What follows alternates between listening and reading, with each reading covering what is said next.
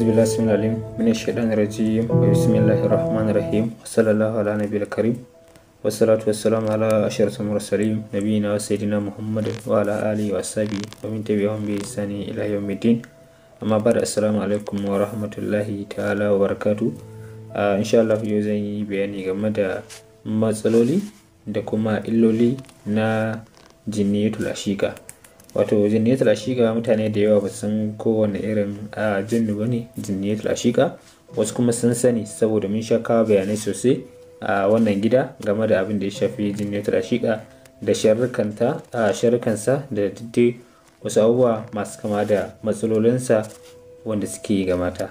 Wato jinniyatul mana shi wannan jinnin da yake kwaɗayin mace yana iya zama fitin da tafi sauran tsangwama tsakanin mana tsanani ga mata. Mana shi wannan jinnin ya fi kowanne aljani illa a jikin mata.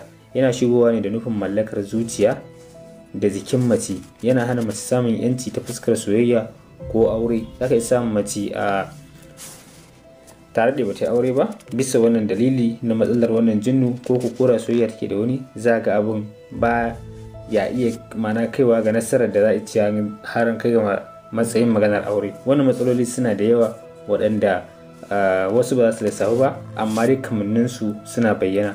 Sau da yawa yana sa mace ta ta ƙi duk wani namiji mai neman aurenta, ko ta daina sha'awar zama da miji gaba ɗaya.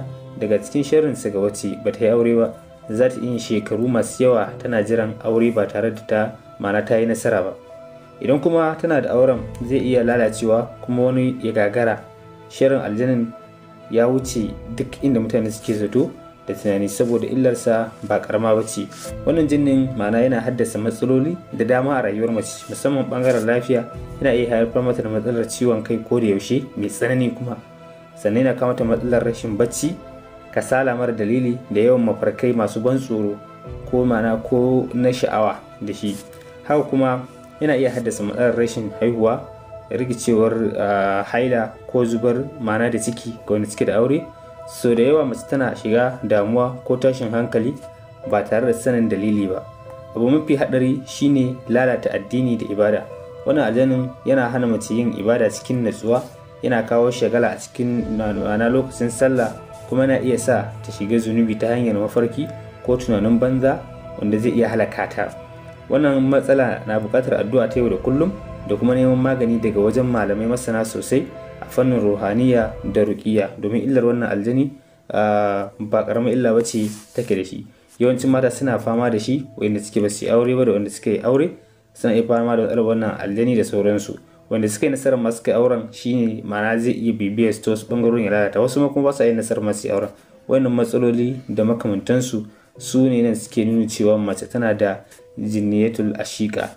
Aljani ne mai sharri sosai, wanda a dukkan aljanu suke ga cikin mata babu wani wanda malamai suka tsaya suka yi tunanin cewa ya fi illa game da wannan, saboda shi zai lalata mata rayuwarta ne gabaki daya.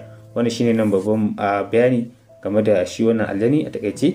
Saboda haka yana da kyau ta yi tsaye wajen neman magunguna da addu'a game da wannan sirrika a wannan jinnu, domin sharrinsa ya wuce wasa. Wannan shine nan bayani a bisa wannan. Insha Allah dukkan abin da muka daidai muna roƙon Allah subhanahu wataala ya ba mu ladansa, wanda muka kuskure kuma muna roƙon Allah subhanahu wataala shi yafe mana. Yan uwa, har kullum almajirin ku Musa Alfaraki Almusawi.